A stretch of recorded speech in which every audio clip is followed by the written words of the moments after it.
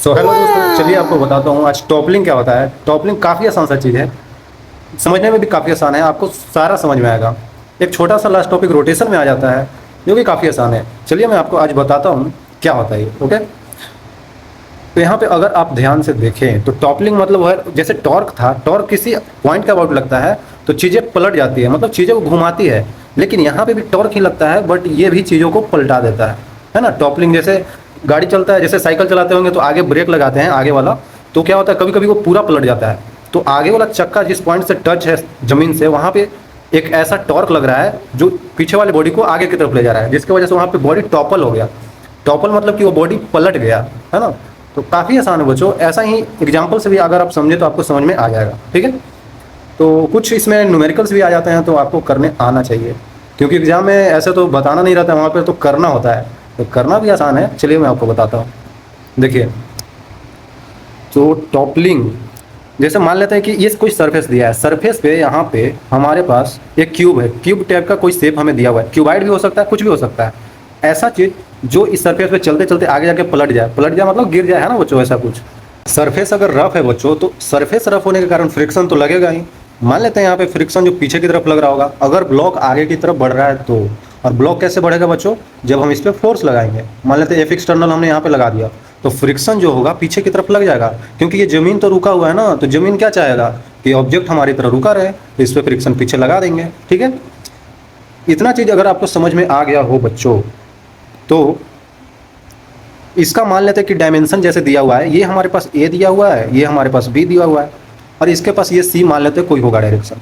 तो बच्चों यहाँ पे 3D में अगर सोल्व करें, 3D में है ना ऑब्जेक्ट, क्योंकि ये क्यूब है, मान लेते हैं इसको हम यहाँ से, जैसे हम इस तरफ से इसका व्यू मान लेते हैं कि साइड व्यू देखते हैं, साइड व्यू से हमें क्या नजर आएगा, एक स्क्वायर टाइप ही तो नजर आएगा।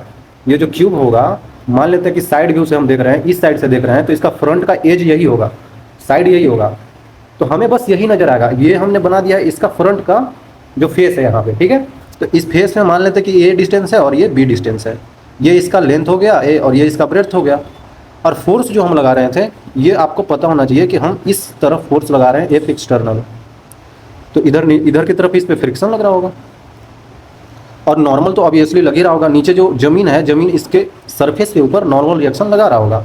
तो इन्हीं सब चीज़ों को अगर हम साइड व्यू देखें, साइड से देखें, तो साइड से हमें ये बस एक फेज नजर आएगा, और इस फेज को हम बता सकते हैं सिंपली। मान लेते ये जमीन था, ये जो जमीन था यही वाली, ठीक है, ये ग्राउंड था बच्चों, है ना।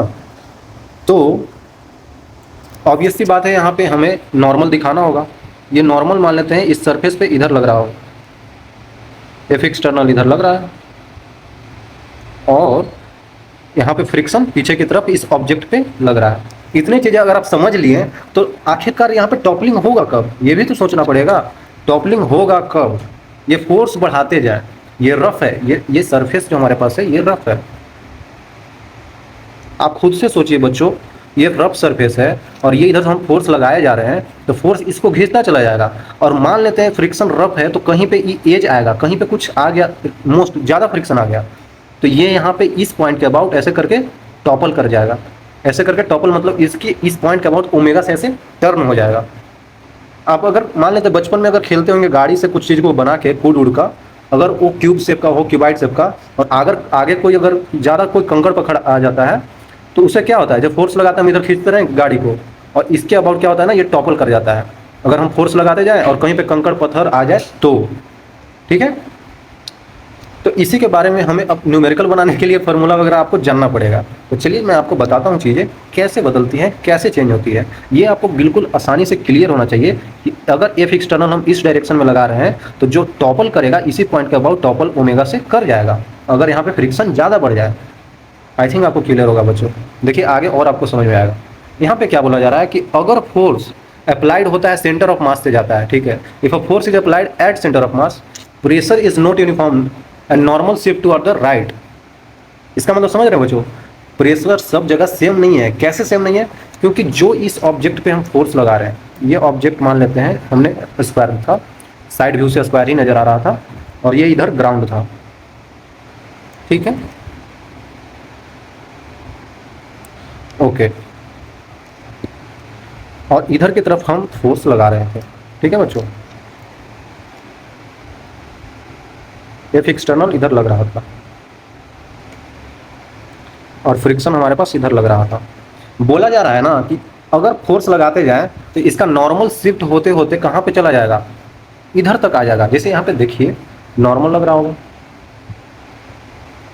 और अगर आपको कोई दिक्कत नहीं हो तो हम बता सकते हैं इसका सेंटर ऑफ मास बीच में ही लाई करेगा। यही तो इसका सेंटर ऑफ मास होगा बच्चों। फोर्स हम सेंटर ऑफ मास से जाते हुए ही लगा रहे हैं, और ये फोर्स कहीं पे भी लगा सकते हैं, ये भी बात सही है ना। लेकिन हम यहाँ पे जो केसेज ले रहे हैं और जो आपसे एग्जाम में एक्चुअली में पूछा जाता है वो आपको सेंटर ऑफ मास से ही फोर्स जाता है। ये नॉर्मल यहाँ पे ये भी सेंटर ऑफ मास से पास करेगा, ये फ्रिक्शन इधर जा रहा है। आप ही सोचिए ना बच्चों, अगर हम फोर्स लगा रहे हैं और अगर कहीं पे ये टॉपल कर रहा है तो नॉर्मल सब जगह सेम नहीं होगा, ये आपको ध्यान देना पड़ेगा, है ना। नॉर्मल इसलिए सेम नहीं होगा क्योंकि जितना प्रेशर जहाँ ज़्यादा लगेगा नॉर्मल उतना ही ज़्यादा वहाँ पे लगेगा। अगर ये आपका हाथ है, अगर आप हाथ पे प्रेशर लगाते हैं, नॉर्मल प्रेशर लगाएं और ज़्यादा प्रेशर लगाएं, तो जितना ज़्यादा प्रेशर लगाएंगे उतना उसका नॉर्मल रिएक्शन भी बढ़ेगा। आ रहा है समझ में बच्चों, normal reaction directly proportional to pressure. अगर आप वेइंग मशीन पे अगर आप वेट मेजर करते हैं तो नॉर्मल वेट वही होता है, लेकिन अगर आप उस वेइंग मशीन पे कूद जाए तो अचानक से कैसे वेट बढ़ जाता है, क्योंकि जो आपका पैर ने उस पर प्रेशर लगाया ना वो उसका नॉर्मल रिएक्शन बढ़ा दिया, और वेइंग मशीन नॉर्मल रिएक्शन ही मेजर करता है। आई थिंक ये सब आपको पता होगा, बस समझाने के लिए मैं आपको ये चीज़ बता दे रहा हूँ। तो उसी तरीका से यहाँ पे अगर एफ एक्सटर्नल लग रहा है और ये इधर की तरफ खींचता चला जा रहा है तो ये नॉर्मल रिएक्शन भी वेरिएबल होगा। कभी ये नॉर्मल रिएक्शन बढ़ता चला जाएगा और ये शिफ्ट भी होता जाएगा, क्योंकि जिस एज पे इसका ज़्यादा प्रेशर लगेगा ना उधर ही नॉर्मल रिएक्शन ज़्यादा लगेगा। ये आपको समझ में आना चाहिए, है ना बच्चों। आई थिंक आपको क्लियर हो रहा होगा। तो आगे बोल रहा है कि so the torque of normal, normal का जो टॉर्क होगा वो बैलेंस करेगा टॉर्क ऑफ फ्रिक्शन। क्यों? क्योंकि दोनों एंटी क्लॉकवाइज में, एक एंटी क्लॉकवाइज एक क्लॉकवाइज में है, मतलब दोनों का डायरेक्शन एक दूसरे के अपोजिट है। नॉर्मल रिएक्शन चाहेगा कि हम ऑब्जेक्ट को इधर घुमाएं और फ्रिक्शन चाहेगा इधर घुमाएं। क्यों? क्योंकि एफ परपेंडिकुलर हम सेंटर ऑफ मास नहीं ले रहे हैं। और टॉर्क क्या होता है? R cross F. तो आर जिस सेंटर से लेते हैं और इसको इधर लेते हैं तो ये चाहेगा इधर घूमे, ये चाहेगा इधर घूमे, इसलिए बोल रहा है दोनों आपस में बैलेंस हो जाएंगे। चीज़ें आई थिंक आपको क्लियर हो रहा होगा। अभी हम फॉर्मूले पे आते हैं, है ना। अभी आपको फॉर्मूले पे आते हैं। तो यहाँ पे बोल रहा है कि torque due to normal reaction जो इक्वेट कर देगा टॉर्क ड्यू टू फ्रिक्शन को, टॉर्क ड्यू टू फ्रिक्शन। ऐसा इसलिए बोला जा रहा है क्योंकि दोनों एक दूसरे के अपोजिट डायरेक्शन में लग रहा है। ठीक है, आई थिंक आपको क्लियर होगा बच्चों, ये चीज़ आपको ध्यान देना है। और अगर आगे हम चले तो इन दोनों को बैलेंस कर देंगे ना, अगर इन दोनों को बैलेंस कर देंगे तो ये चीज़ें घूमेगी ही नहीं। अरे समझो बच्चों, ये चीज़ अगर बैलेंस कर देते घूमेगी ही नहीं, तो उसके लिए हमें एफ एक्सटर्नल को ज़्यादा से ज़्यादा लगाना होगा, तभी ये चीज़ यहाँ पे टॉपल हो जाएगा। देखते हैं आगे, है ना, देखते हैं आगे बच्चों। ठीक है, देखिए आगे एक और पॉइंट में आपको बोला जा रहा है F is continuously increased. F धीरे धीरे हम बढ़ाते जा रहे हैं, तभी तो अब नॉर्मल फोर्स से घिसते चलाएंगे तो कहाँ से वो गिरेगा, कहाँ से वो उल्टेगा। अगर फोर्स बढ़ाएंगे तभी तो उल्टेगा। ठीक है, increase normal keep shifting toward right. ठीक है, वही बात बोल रहा है, जैसे जैसे हम फोर्स लगाते जाएंगे ना वैसे वैसे उस ऑब्जेक्ट पे नॉर्मल रिएक्शन भी उधर लगेगा जहाँ पे प्रेशर ज़्यादा होगा। अभी बताया हमने, until it reaches toward the right at most point D, here we have assumed that the surface is sufficiently rough। Surface जो है ना वो इतना सफिशिएंट रफ है कि उसको टॉपल करा दे। अभी मैं बताता हूँ सारी चीज़ें। So that there will be sliding on F is increase to F max. देखिए क्या बोला जा रहा है, इतना अंग्रेजी आता नहीं है, सिंपल सी बात है। ये जो बोला जा रहा है ये आप समझिए, ठीक है, इतना इंग्लिश जानने की ज़रूरत नहीं है।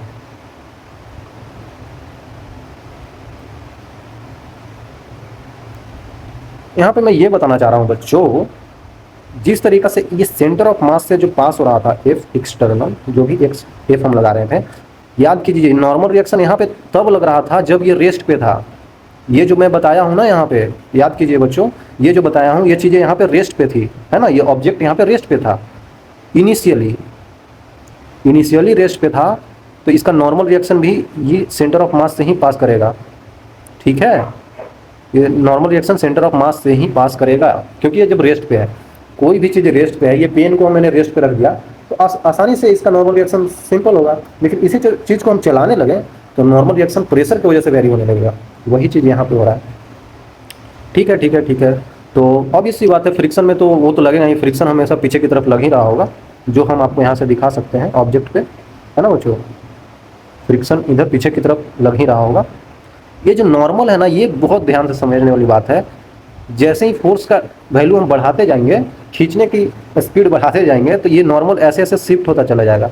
और ये उस केस की बात कर रहे हैं जिस टाइम पे ये नॉर्मल रिएक्शन शिफ्ट होते होते यहाँ पे आ जाए। और सोचिए बच्चों, ये नॉर्मल रिएक्शन जब शिफ्ट होते होते यहाँ पे आ जाए और इससे भी थोड़ा सा भी आगे बढ़ा ना, तो नॉर्मल रिएक्शन की वैल्यू जो है ना, यहाँ पे क्या हो जाएगी, टॉपल करवा देगी इस ऑब्जेक्ट को। जब इससे आगे बढ़ जाए ना नॉर्मल रिएक्शन, तो ये लगेगा ही नहीं, इससे आगे तो कुछ है ही नहीं ऑब्जेक्ट, तो ये लगेगा ही नहीं, तो सिर्फ क्या लगेगा, एफ एक्सटर्नल। और जब एक फोर्स यहाँ पे लग रहा है और यही है इधर घुमा रहा है, तो ऑब्वियसली ऑब्जेक्ट टॉपल कर जाएगा। ठीक है, तो ये नॉर्मल रिएक्शन मैक्सिमम यहीं तक लगेगी, है ना, लिमिटिंग केस यहीं पे है, यहीं तक लगेगी। ठीक है, अगर आपको याद हो तो हम ए बी किसको माने थे बच्चों, ए बी इसको माने थे। ठीक है, मान लेते हैं ये ए था हमारे पास, ये था और ये बी था। ठीक है, ये सेंटर ऑफ मास है। देखिए चीज़ें यहाँ पे ऐसे होगी। अब हमें करना क्या है, अगर इस ऑब्जेक्ट को टॉपल करवा देना है, उस केस की बात कर रहे हैं जिस टाइम पे टॉपल हो जाए, है ना, उस केस की बात कर रहे हैं, उस टाइम पे एग्जैक्टली टॉपल करवाना है, तो इसका वैल्यू जीरो के, मतलब इसका वैल्यू यहाँ से शिफ्ट करवाना होगा, तभी तो ये इसको घुमा पाएगा। ठीक है, तो उस केस के बारे में at limiting condition, limiting condition है ना बच्चों, लिमिटिंग कंडीशन की बात हो रही है, उस पर क्या होगा, उस टाइम पे क्या होगा, उस टाइम पे मान लेते हैं टॉर्क आप 2 पॉइंट के अबाउट बैलेंस कर सकते हैं। ये नीचे की तरफ mg भी तो लग रहा होगा, ये तो मैंने दिखाया ही नहीं। नीचे की तरफ इसका मास m है, तो नीचे की तरफ mg लग रहा होगा। 2 पॉइंट आपको नजर आ रहा होगा जहाँ से फोर्सेज पास हो रही है, एक ये पॉइंट है, एक ये पॉइंट है, और कोई पॉइंट है नहीं है। तो आप किसी भी किसी भी पॉइंट के अबाउट टॉर्क बैलेंस कर सकते हैं। और टॉर्क बैलेंस क्यों होगा, जब तक ये ऑब्जेक्ट पलटेगा नहीं तब तक टॉर्क बैलेंस कर सकते हैं। ठीक है ना, आई थिंक क्लियर होगा बच्चों, उस टाइम पे तक हम टॉर्क बैलेंस कर सकते हैं, वही हमारा लिमिटिंग केस है। ठीक है, और 2 पॉइंट के अबाउट, या तो इसके अबाउट या तो इसके अबाउट। और क्यों एक ही क्यों लेना है, एक ही पॉइंट क्यों लेना है, अगर आप एक पॉइंट लेंगे तो इसके अबाउट इसका टॉर्क और इसका टॉर्क तो जीरो हो जाएगा, क्योंकि पॉइंट सेम हो गया। अगर हम ये लेंगे तो इसके अबाउट टॉर्क इसका और इसका जीरो हो जाएगा, इसीलिए किसी एक पॉइंट के अबाउट लेंगे तो ये दोनों तो जीरो हो गया, तो बचेगा क्या, ये और ये। कोई भी पॉइंट लेंगे तो आंसर सेम आएगा। देखिए मैं बताता हूँ, मान लेते ये पॉइंट हमने ओ ले लिया, ओ पॉइंट के अबाउट हमने कर दिया, है ना। और टॉर्क बैलेंस क्यों कर रहे हैं, ये भी तो आपको समझ में आना चाहिए। इसलिए कर रहे हैं क्योंकि उस लिमिटिंग केस की बात हो रही है, जब ये ऑब्जेक्ट जस्ट पलटने लगे, जस्ट, है ना। तो ठीक है, यहाँ पे सिंपल बात है यार, ज़्यादा है नहीं। टॉर्क अबाउट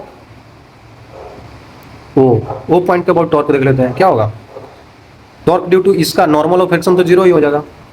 तो बचेगा क्या हमारे पास, ये वाला एक mg बचेगा और एक हमारे पास ये एक्सटर्नल फोर्स बचेगा। ठीक है, तो ये डिस्टेंस कितना है, ये सब आपको पता होना चाहिए बच्चों। ये डिस्टेंस कितना है बच्चों, ये है आपके पास b/2। ठीक है, ये पूरा भी था b/2, और ये डिस्टेंस कितना है, a/2, पूरा है तो a/2। ठीक है, ओके ठीक है। तो torque due to external force, F external force, जो इधर की तरफ इसको नचाने की कोशिश कर रहा है, equal to torque due to इसके वजह से mg, है ना। बहुत सारा तरीका है इसका लिखने का, है ना। इसको माइनस में भी, क्योंकि इसका जब आप डायरेक्शन लेंगे ना, डायरेक्शन लेंगे तो आपको समझ में आएगा। mg मतलब r परपेंडिकुलर क्रॉस एफ, तो यहाँ से r परपेंडिकुलर कितना होगा, यहाँ से इस डिस्टेंस से r परपेंडिकुलर ये है, मतलब ये क्रॉस ये, तो r क्रॉस f, तो ये हो जाएगा ऊपर की तरफ। और इसके अबाउट ये देखते हैं r, ये r है, r क्रॉस एफ ये नीचे की तरफ, तो एक टॉर्क ऊपर की तरफ, एक टॉर्क नीचे की तरफ। तो ऑब्वियसली बच्चों ऊपर नीचे है तो बैलेंस ही तो होगा, तो हमने यहाँ पे डायरेक्ट बैलेंस कर दिया था। चीज़ों को समझना पड़ेगा, बातों को पकड़ना पड़ेगा, तभी समझ में आएगा, नहीं तो बच्चों ध्यान नहीं देंगे तो समझ नहीं आएगा, है ना। तो सिंपल बात है यार, यहाँ पे बैलेंस करते हैं। Torque due to F external कितना होगा, ये हमें दिख रहा है, कितना दिख रहा है, जो एफ एक्सटर्नल लग रहा है एफ, और कितना 90 डिग्री पे है तो साइन 90 तो 1 ही हो जाएगा। ठीक है, और ये डिस्टेंस कितना है बच्चों, ये डिस्टेंस b/2 है, एफ b/2 इक्वल टू क्या, इक्वल टू mg a/2। ठीक है, तो यहाँ से देखा जाए तो हमारे पास 2 कट जाएगा, 2 तो कट ही जाएगा। तो एफ एक्सटर्नल जो आ रहा है ना बच्चों, एफ एक्सटर्नल का वैल्यू आ रहा है वो हमारे पास mg a/b आ रहा है। ठीक है, mg a/b आ रहा है। अब बोलेंगे वो पॉइंट के अबाउट तो टॉर्क बैलेंस कर दिए, उसी प्रकार से आप सेंटर ऑफ मास के अबाउट बैलेंस करके देखें, तभी तो बराबर आना चाहिए ना। तो आपके लिए मैं कर सकता हूँ बच्चों, इसके अबाउट करेंगे तो ये कैंसिल हो जाएगा, इन दोनों का नहीं आएगा, टॉर्क नहीं आएगा इन दोनों का, फिर आएगा इसका टॉर्क, ये नॉर्मल का और एक फ्रिक्शन का। कर सकते हैं, करने के लिए कोई दिक्कत नहीं है, करने के लिए कोई दिक्कत नहीं है बच्चों। कैसे, देखिए इसके अबाउट करें अगर centre of mass, torque about centre of मास, देखिए कर देते हैं। तो इसके अबाउट टॉर्क लेंगे तो क्या आ जाएगा, एक आ जाएगा टॉर्क ड्यू टू, इसके अबाउट टॉर्क ड्यू टू आ जाएगा एक बच्चों जो ओ से जा रहा होगा normal equal to torque due to friction. मैं क्यों इक्वेट कर रहा हूँ पीछे आपको मैंने बताया, ठीक है। तो नॉर्मल की वजह से कितना आएगा, कितना आएगा, नॉर्मल इंटू a/2 आ जाएगा आर परपेंडिकुलर, और टॉर्क फ्रिक्शन की वजह से फ्रिक्शन इंटू b/2 आ जाएगा। ठीक है, ठीक है, ठीक है, ठीक है। तो हमारे पास फिर से फ्रिक्शन कितना आ गया, फिर से हमारे पास फ्रिक्शन कितना आ गया बच्चों, बताइए बताइए। फ्रिक्शन हमारे पास आ गया 2 कट जाएगा, नॉर्मल इंटू a/b आ गया। और अब बोलेंगे ये तो डिफरेंट आ गया, मास्टर गलत बता रहा है। गलत नहीं बता रहा है बच्चों, क्योंकि आप ध्यान नहीं दे रहे हो। अगर देखा जाए ओवरऑल बैलेंस किया जाए, अगर ये ऑब्जेक्ट उस टाइम पे पलटा नहीं हो तब सोचिए ना बच्चों, इधर का फोर्स इस डायरेक्शन का फोर्स बराबर इस डायरेक्शन का फोर्स, ऊपर का फोर्स बराबर नीचे का फोर्स, तो ये तो कर सकते हैं ना।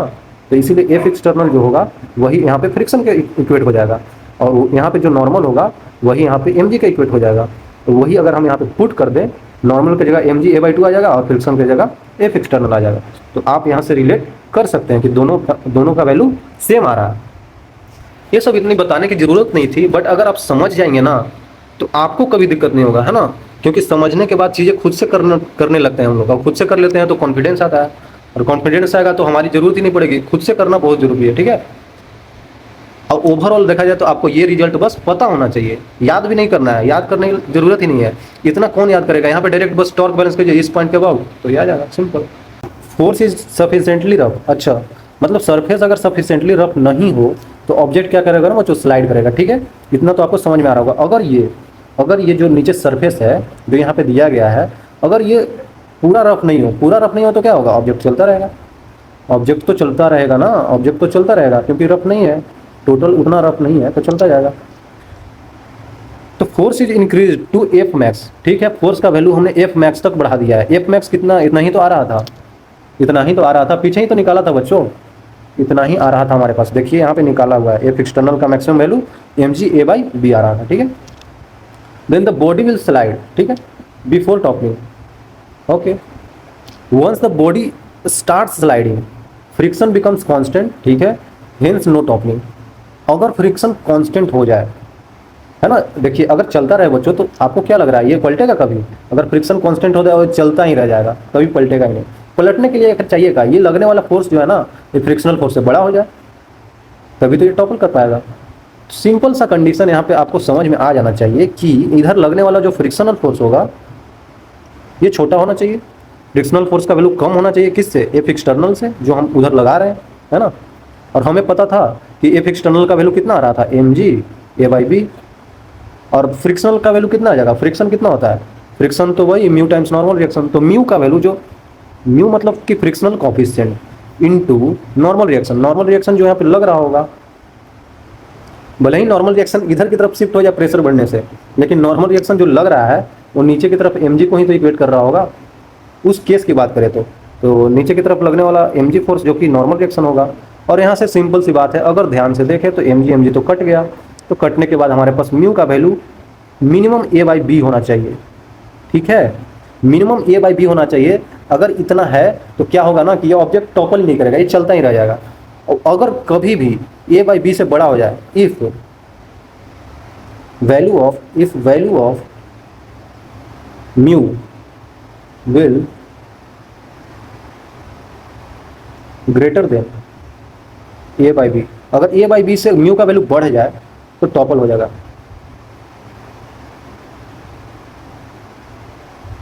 देन टॉपलिंग हैपन, ठीक है बच्चों, देन टॉपलिंग हैपन। सिंपल सी कंडीशन, बस इतना ध्यान रखना है ना कि ऑब्जेक्ट को टॉपल कराने के लिए ना इधर वाली फोर्स जो है ना वो बड़ी होनी चाहिए, है ना। ये बस इतना ध्यान रखिएगा तो हो जाएगा, है ना। कुछ इसे भारी नहीं है बच्चों, करेंगे तो आसान लगेगा, है ना। ऐसे बाहर से देखने से आपको भारी लग सकता है, बहुत सारी चीज़ें यहाँ पे आ रही है, लेकिन है आसान, ठीक है। चलिए बच्चों तो क्वेश्चन करते हैं। क्वेश्चन करना तो बहुत ज़रूरी है, क्वेश्चन कर लेते हैं, इससे कॉन्सेप्ट और क्लियर हो जाएगा। आपको खुद से भी ट्राई करना है बच्चों, खुद से ट्राई करना है तभी समझ में आएगा, ओके। खुद से ट्राई करना है तभी समझ में आएगा। पहला क्वेश्चन देख लेते हैं। और पहली बात तो डरना नहीं है यार, ये क्वेश्चन देख लिया अरे बाप रे क्या क्वेश्चन आ गया, ऐसे नहीं करना है, ट्राई करना है, ट्राई करना पड़ेगा। नहीं होता है सवाल, मुझसे भी नहीं होता था, लेकिन करने से होता है बच्चों। मैं भी अभी स्टूडेंट ही हूँ, ठीक है इसलिए बता रहा हूँ आपको। देखिए क्या बोल रहा है, क्वेश्चन को पढ़िए ध्यान से। यूनिफॉर्म रॉड है, मास एम है, लेंथ एल है। एक रॉड है, मास एम, लेंथ एल का है, can rotate freely on the smooth horizontal plane. एक स्मूथ हॉरिजेंटल प्लेन पे वो रोटेट कर रहा है, ठीक है। स्मूथ हॉरिजेंटल प्लेन मतलब हॉरिजेंटल प्लेन यही तो है, जिस पेज पे आप लिख रहे हैं वो हॉरिजेंटल प्लेन है। उस पे पेन को ऐसे रख दीजिए और पेन को ऐसे ऐसे रोटेट कराइए, उसी पेज पे रोटेट कराइए, तो वो क्या हो गया, हॉरिजेंटल प्लेन पे। और स्मूथ है बच्चों, ठीक है ना, स्मूथ है, फ्रिक्शन नहीं लेना है। तो बोल रहा है कि वर्टिकल एक्सिस के हिंज किया गया है। ये जो हम पेज पे रखे हैं ना, इसका एक छोर जो ये है ना इस पेन का, इसको आपने हिंज कर दिया है, मतलब यहाँ पे कांटे ठोक दिया है। कांटे ठोक दिए तो अब ये ऐसे ऐसे मूव करेगा, बस ऐसे ऐसे, ठीक है। और वही यहाँ पे भी तो दिख रहा है, यहाँ पे भी तो कांटे ठोका गया है ना। इस पॉइंट को हमने हिंज कर दिया, ठीक है, इस पॉइंट पे, ठीक है बच्चों। तो बोल रहा है फिर क्या बोल रहे हैं यहाँ पे, a point mass having mass M, ठीक है, एक पॉइंट मास इसका मास एम है, coming with initial speed U. Initial speed इसका u है और इधर की तरफ आ रहा है, परपेंडिकुलर टू द रॉड दिख रहा है हमें। स्ट्राइक से द रॉड स्टिक, ठीक है, स्ट्राइक करके स्टिक हो जाता है, स्टिक मतलब चिपक जाना। एंड डिस्टेंस 3l/4, 3l/4 है, ठीक है ठीक है ठीक है, हिंज पॉइंट से। Find out angular velocity. Angular velocity कितना होगा कोलिजन के बाद। इस रॉड जब बच्चे सोचिए ना, ये जाके इससे किसी चीज़ से टकराएगा तो ये चीज़ें घुमा देगा ना, इसके बाद कांटे ठोक दिए हैं, हिंज है, और इधर से कुछ हमने मारा कस के, इधर फोर्स लगाया, तो ये बच्चों ऐसे करके घूम जाएगा ना, घूमने की कोशिश तो करेगा ही। कितना ओमेगा से घूमेगा, उसका एंगुलर वेलोसिटी कितना होगा वो पूछ रहा है। आसान है यार, आप ही सोचिए इसमें करना क्या है, आप ही सोचिए बच्चों इसमें करना क्या है। हमें पता है कि ये जब मास इधर से आ रहा है इनिशियली यू से, एक्सटर्नल फोर्स कहीं तो दिख रहा है, एक्सटर्नल फोर्स बाहर से देखिए, एक्सटर्नल फोर्स कहीं नहीं दिख रहा है हमें। जब एक्सटर्नल फोर्स नहीं दिख रहा है तो हम मोमेंटम कंजर्व कर सकते हैं, ठीक है, मोमेंटम कंजर्व कर सकते हैं बच्चों, ओके। और अगर टॉर्क का भी देखें, टॉर्क जो होता है ना, टॉर्क अगर जीरो होता है तो वहाँ पे हम एंगुलर मोमेंटम कंजर्व कर देते हैं। तो आप ही सोचिए बच्चों, ये जो सिस्टम है, कहीं पे एक्सटर्नल फोर्स, एक्सटर्नल टॉर्क लग रहा है, नहीं लग रहा है, ठीक है। यहाँ पे टकराने के बाद इसमें कुछ ओमेगा आ जाएगा फाइनली, तो वो हम कर सकते हैं बैलेंस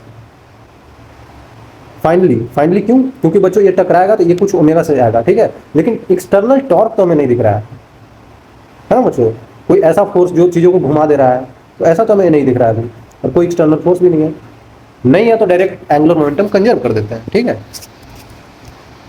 तो L initial equal to L final, क्योंकि टाउ एक्सटर्नल टॉर्क जो है वो नहीं लग रहा है, वो जीरो है ना बच्चों, ठीक है ठीक है ठीक है।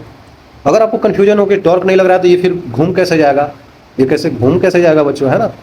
तो फाइनली जब एंगुलर मोमेंटम देखेंगे तो वहाँ पे ठीक है वो घूम रहा है, लेकिन इनिशियली देखा जाए तो यहाँ पे कोई भी एक्सटर्नल टॉर्क नहीं है बच्चों, ठीक है। एल इनिशियल देख लेते हैं। एल इनिशियल क्या है, एंगुलर मोमेंटम इनिशियल, वो देख सकते हैं आप, जब छोटा सा मास एम चल रहा है, एम इंटू यू से, और इस हिंज पॉइंट से देखना है, इस हिंज पॉइंट से कितना दूरी पे है, इस पॉइंट से 3l/4, तो एम भी और आर परपेंडिकुलर को गुना कर देंगे तो एम भी आर आ जाएगा हमारे पास। Angular momentum 3l/4 equal to final angular momentum. Final angular momentum क्या है बच्चों, ये जाके चिपक गया है, ठीक है, चिपक गया, तो चिपक जाएगा तो दो मासेज आ जाएंगी ना, एक ये मास एक ये वाला, दोनों घूमेंगी एंगुलर वेलोसिटी ओमेगा से। तो इसका एंगुलर मोमेंटम और इसका एंगुलर मोमेंटम दोनों का लिखना होगा, इक्वल टू एंगुलर मोमेंटम, ये क्या होगा, एंगुलर मोमेंटम ऑफ क्या है, एक छोटा सा क्या है बच्चों, पॉइंट मास, उसका नाम क्या है, point mass. Angular momentum due to point mass plus angular momentum due to ये रॉड जो घूमेगा, ठीक है, दोनों का लिख लेते हैं। तो कितना हो जाएगा पॉइंट मास का बच्चों, आई ओमेगा, ठीक है, आई अगर देखें, आई ऑफ पॉइंट मास कितना होगा, इसके अबाउट चीज़ें ले रहे हैं, तो इसका कितना हो जाएगा बच्चों, सोचिए ना आप ही, किसी भी पॉइंट से पैरेलल एक्सिस थ्योरम लगा कर हम लोग निकाल सकते हैं। तो ये m इंटू 3l/4 का स्क्वायर, ml² mr² ही तो होता है, तो m इंटू 3l/4 का square equal two into omega से घूम रहा है, प्लस रॉड जिस पॉइंट पे फिक्स है इसी के अबाउट तो घूम रहा है, तो रॉड जब किसी इन पॉइंट पे होता है तो ml² होता है, तो ml²/3 m इंटू l²/3, ये भी ओमेगा से घूम रहा है। सिंपल सी बात है बच्चों, m सब में कट रहा है, तो 3l/u divided by 4 equal to omega constant है, ओमेगा कॉमन ले लेते हैं, तो कितना हो जाएगा 9l² divided by 16 plus l² by 3 into omega. देखिए बच्चों कितना आ रहा है, देखिए देखिए देखिए, यहाँ पे आ रहा है 16 तिया 48 48 इंटू 27 प्लस 1, एक सेकेंड 9 आएगा ना, 48 आ जाएगा, 16 48 तीन 9 27, अच्छा ठीक है बच्चों 27 आएगा, 27 प्लस 16 48 16 आ जाएगा है ना, इंटू l² ओमेगा। देख सकते हैं आप, एल यहाँ से भी कैंसिल हो गया, ये कितना आ जाएगा, इसको काट देते हैं, 3u divided by 4 equal to, ये कितना हो जाएगा बच्चों, 3 हासिल 1 और ये 43 आ जाएगा डिवाइडेड बाई 48, ये कट जाएगा 16 48, ठीक है। आई थिंक कितने बार में 12 बच्चों 48 होता है, 12 बार में बच्चों एल ओमेगा। यहाँ से ओमेगा कितना आ रहा है, जल्दी से निकाल लीजिए आप, 12 36 36 u डिवाइडेड बाई 43 एल, ये आंसर हो गया। तो ओमेगा इतना आसानी से हम निकाल लिए बच्चों, है ना, काफ़ी आसान है यार, बस एंगुलर मोमेंटम कंजर्व करना था इसके इस पॉइंट का बहुत, ठीक है। और क्यों करना था, क्योंकि बाहरी का कोई यहाँ पे लग ही नहीं रहा है फोर्स, बाहरी फोर्स नहीं लग रहा है, तो टॉर्क क्या होता है R क्रॉस F, तो बाहरी का फोर्स नहीं है तो टॉर्क भी 0 होगा, ठीक है। बाहरी का ये इंटरनल चीज़ हो रही है, ये इंटरनल हो रही है, तो इसमें आपको दिक्कत नहीं होना चाहिए, ठीक है। एक और सवाल बहुत आसान सा, देखिए बच्चों क्या बोला जा रहा है, कि बोला जा रहा है कि रॉड AB का है, मास दिया हुआ है, लेंथ दिया हुआ है, lying on horizontal frictionless surface, वही सवाल, particle of mass m travelling along the surface hits at point A of the road and velocity v naught in the direction perpendicular to AB। Okay, किसी A point पे यहाँ पे hit करता है, collision elastic है, after collision particle comes at rest, ठीक है। तो फाइंड आउट कोलिजन के बाद वेलोसिटी ऑफ सेंटर ऑफ मास क्या होगा। तो बच्चों यहाँ पे जो A पॉइंट है ना, एक इंड है, जैसे कि आप लोग को पीछे दिखाया गया है, रॉड था एक ऐसे, और रॉड के मान लेते हैं ये रॉड है बच्चों, तो एक छोटा सा मास फिर से स्मॉल m का जाकर यहाँ पे ऐसा करके टकरा जाता है। टकराने के बाद क्या होता है ना, टकराने के बाद क्या होता है ये समझिए,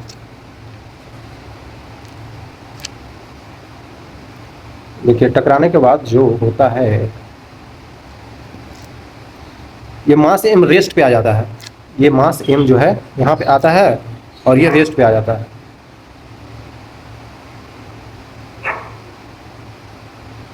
यहाँ से चलते आया, यहाँ पे आते ही रेस्ट पे आ गया, ठीक है, ये रेस्ट पे आ गया।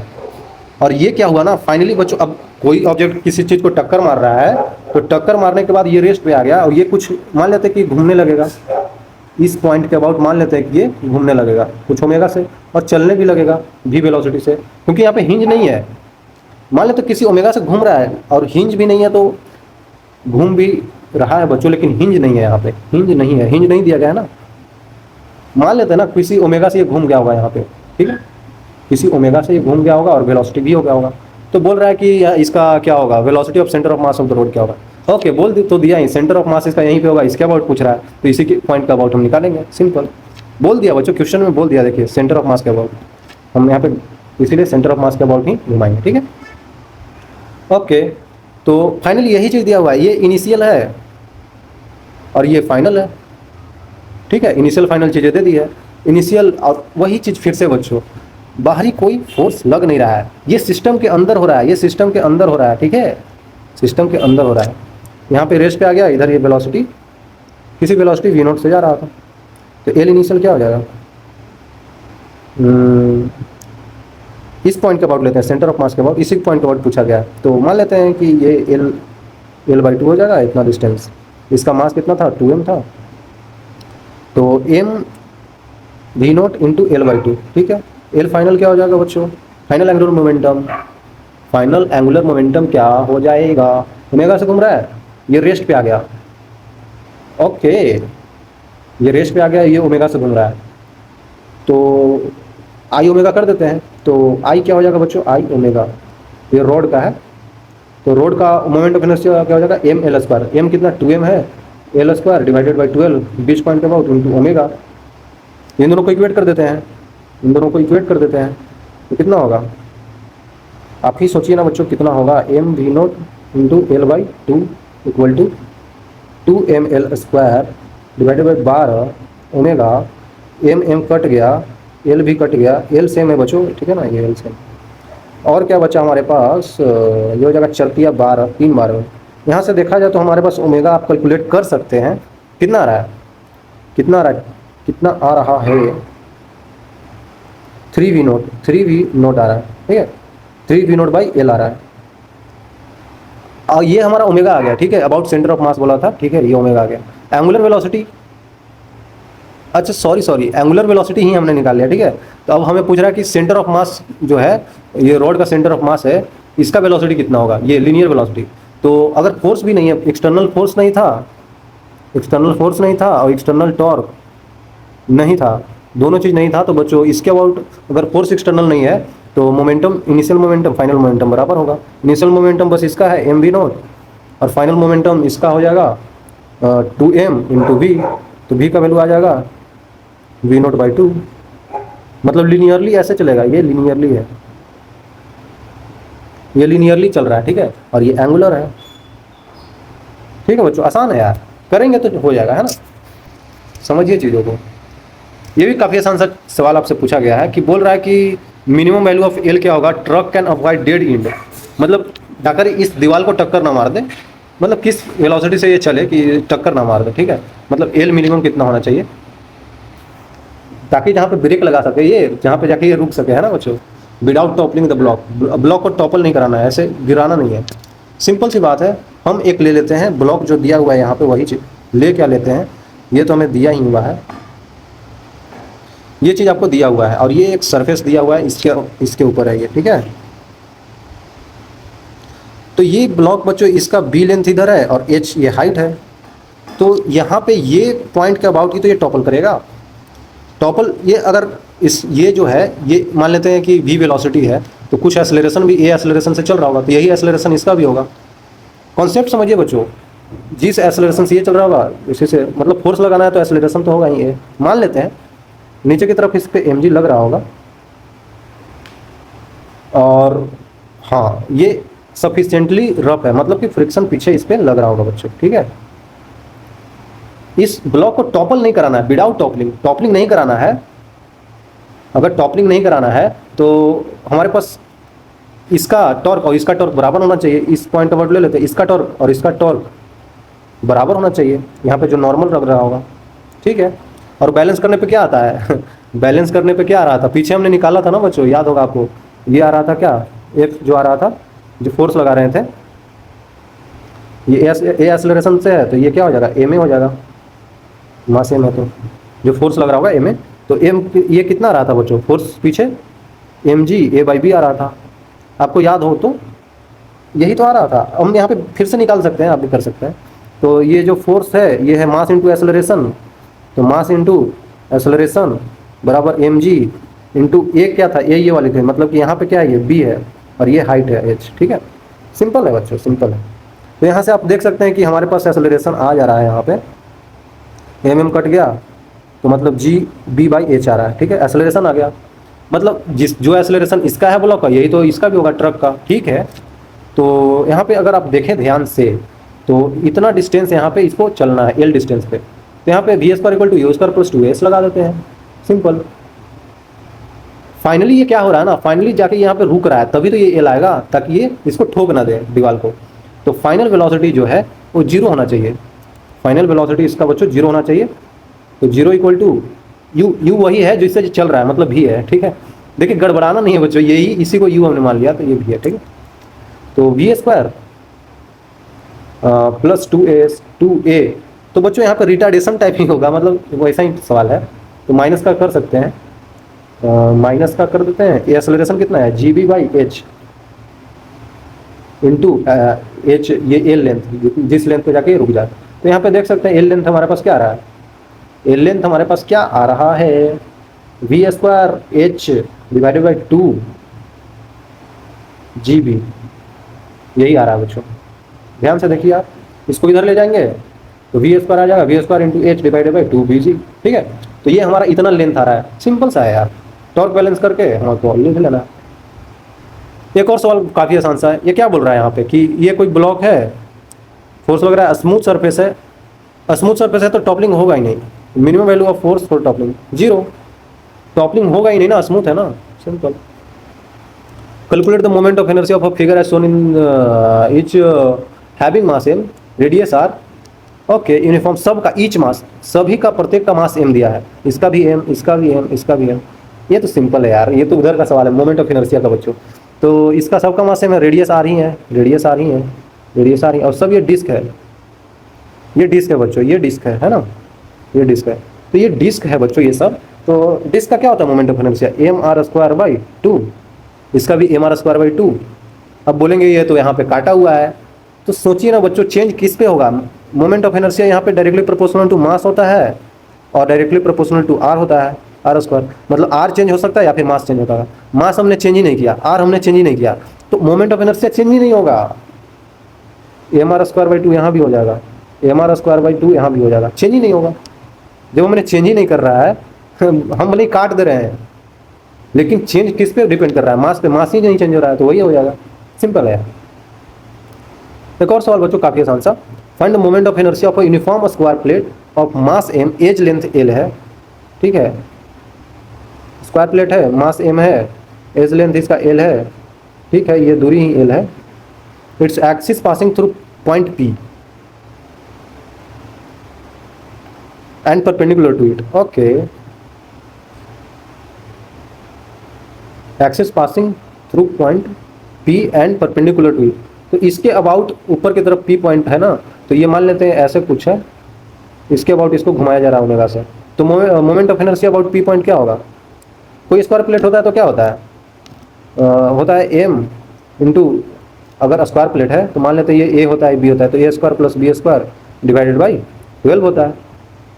तो यहाँ पे a भी सेम है क्योंकि l ये भी है, स्क्वायर प्लेट है ना, तो l सेम है, तो m into l² + l² 12² divided by 12, ये हो जाएगा ml² डिवाइडेड बाई 6। यही तो आंसर हो गया यही आंसर हो गया है ना, आसान है बच्चों। एक और सवाल कर लेते हैं, काफ़ी जैसा बोल रहा है कि यहाँ पे फोर्स ऑफ एप्लीकेशन बताना क्या किधर होगा, when forces are acting on the rod as shown in the figure. बोल रहा है कि जो फोर्सेज आपको दिख रहा है इस फिगर में, तो बैलेंस करना है उसको, ठीक है। 5 न्यूटन ऊपर लग रहा है रॉड पे, इसका कंपोनेंट ले लेते हैं बच्चों। 10 न्यूटन का इधर क्या होगा, 10 cos 37, 10 cos ऑफ 37 डिग्री, कितना हो जाएगा 10 इंटू 5, 4/5, ये हो जाएगा आपको 2 बार में, तो 8 हो जाएगा, और ये ऊपर की तरफ 6 हो जाएगा। क्यों पता चला, क्योंकि 37 डिग्री है, यहाँ पे 3/5 से मल्टीप्लाई करेंगे तो 6 ही तो होगा। इधर हो रहा है 8 न्यूटन का फोर्स, इधर हो रहा है, ठीक है ठीक है। तो अगर आप ऊपर नीचे का फोर्स देखें, ऊपर का फोर्स, नीचे का फोर्स, इधर का फोर्स को नहीं लेना है क्योंकि इधर कुछ लग ही नहीं रहा है, इसको क्यों लेंगे, उससे कोई मतलब नहीं है, क्योंकि ऊपर नीचे ही बैलेंस करेंगे। 5 न्यूटन, 6 न्यूटन, 11 न्यूटन ऊपर की तरफ फोर्स, नीचे की तरफ 3 न्यूटन, ऊपर 11 नीचे 3, तो ऊपर की तरफ ज़्यादा लग रहा है ना, कितना ज़्यादा लग रहा है, 8 न्यूटन ज़्यादा लग रहा है। अरे समझो बच्चों, क्योंकि 3 नीचे की तरफ कैंसिल कर रहा होगा, लेकिन 3 और 8 11 होता है, तो 8 न्यूटन ऊपर की तरफ ज़्यादा है, 8 न्यूटन ऊपर की तरफ ज़्यादा है। तो बैलेंस करने के लिए मेरा कि कहाँ पे फोर्स लगा जाए सब बैलेंस हो जाए। ऊपर 8 न्यूटन ज़्यादा है बच्चों, तो नीचे भी 8 न्यूटन लगाएंगे तभी तो ये बैलेंस हो पाएगा, ठीक है। तो हमें नीचे की तरफ 8 न्यूटन और लगाना होगा। मान लेते हैं ये 8 न्यूटन नीचे की तरफ लगा रहे हैं, यहाँ से डिस्टेंस इसका x पॉइंट है। बोल तो रहा है डिटरमाइन द पॉइंट, कि ये पॉइंट कौन सा होगा, तो x मान लेते हैं, x दूरी पे है। ये रॉड चल नहीं रहा है, ठीक है, मतलब चल भले ही रहा होगा लेकिन ये घूम नहीं रहा है, तो घूमता नहीं है तो टॉर्क जीरो होता है। लेकिन हम इतने तेज हैं फिजिक्स वाले लोग, टॉर्क लिख के उसको जीरो कर देंगे, टॉर्क लिख के जीरो कर देंगे। देखिए टॉर्क जीरो हमें पता है, फिर भी हम टॉर्क लिखेंगे, फिर जीरो करेंगे। क्यों कर रहे हैं, देखिए इस पॉइंट के बाद टॉर्क लिख लीजिए, है ना बच्चों, क्योंकि बच्चों ये ऑब्जेक्ट घूम नहीं रहा है ना, तो टॉर्क जीरो हो जाएगा, टॉर्क अबाउट वो जीरो हो जाएगा, लेकिन लिख के जीरो करेंगे। टॉर्क अबाउट वो पॉइंट कितना हो जाएगा, इसके वजह से तो होगा ही नहीं, इसके 3 न्यूटन, 6 न्यूटन, और ऊपर ये नीचे की तरफ 8 न्यूटन लिख लेते हैं। 3 न्यूटन की वजह से आर क्रॉस सेव करेंगे, 90 डिग्री है, तो 5 सेंटीमीटर गुने 3 न्यूटन।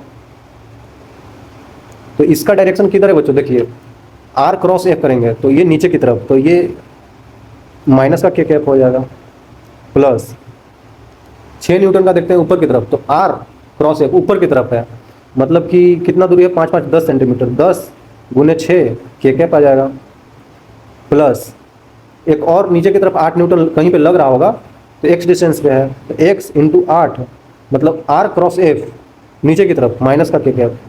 ठीक है, तो अब टॉर्क अबाउट हमें पता था जीरो है ना, जीरो है, तो जीरो कर देते हैं, मतलब ये वाला माइनस वाला इधर आ जाएगा, तो 5 या 15 प्लस 8x इक्वल टू 6 या 60, तो 8x इक्वल टू कितना हो जाएगा बच्चों, घटा देंगे तो प्लस 45 हो जाएगा, x का वैल्यू 45 डिवाइडेड बाई 8 सेंटीमीटर आ जाएगा। सिंपल है यार, है ना, सिंपली आ गया। आई थिंक क्लियर होगा बच्चों, आगे देखते हैं एक और सवाल, काफ़ी इजी सा। यूनिफॉर्म रोड लेंथ है, मासे में hang the two string equal length है from the ceiling as shown in the figure, determine the tension in the string. Okay, दो स्ट्रिंग है, इसमें मान लेते हैं टेंशन T1 है, इसमें टेंशन T2 है, तो बोल रहा है कि टेंशन होगा कितना। ये पूरा रॉड का मास m है और लेंथ L है, तो ये रॉड को अगर देखें ध्यान से, ये कुछ रॉड होगा बच्चों, ऊपर की तरफ दो टेंशन लग रहा है, एक यहाँ पे है और एक टेंशन मान लेते हैं यहाँ पे T2। इसका नीचे अब रॉड यूनिफॉर्म है ना, तो L/2 डिस्टेंस पे क्या होगा, नीचे की तरफ mg लगेगा।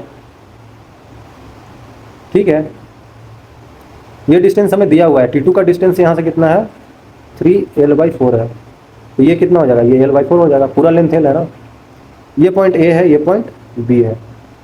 हमें T1 T2 बताना है। अगर आप देखें तो ये रॉड कहीं पे घूम नहीं रहा है, मतलब ऊपर वाला फोर्स नीचे वाला फोर्स बराबर होगा। ऊपर का फोर्स लग रहा है T1 प्लस T2, इक्विलिब्रियम में है ना, T1 प्लस T2 बराबर नीचे की तरफ लगने वाला फोर्स mg। ठीक है ना बच्चों, ये लिख लिया हमने।